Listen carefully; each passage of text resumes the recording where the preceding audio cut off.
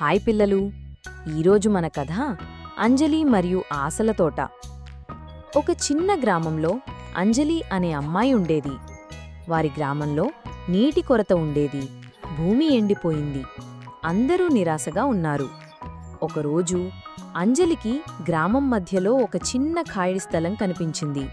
అక్కడ తోట పెంచాలని ఆమెకు అనిపించి గ్రామస్తులను, తన స్నేహితులను పిలిచింది. తోట పెంచడానికి సహాయం చేయమని అడిగింది. అంజలి ఆశను చూసి అందరూ ఒప్పుకున్నారు. అందరూ కలిసి పనిచేశారు.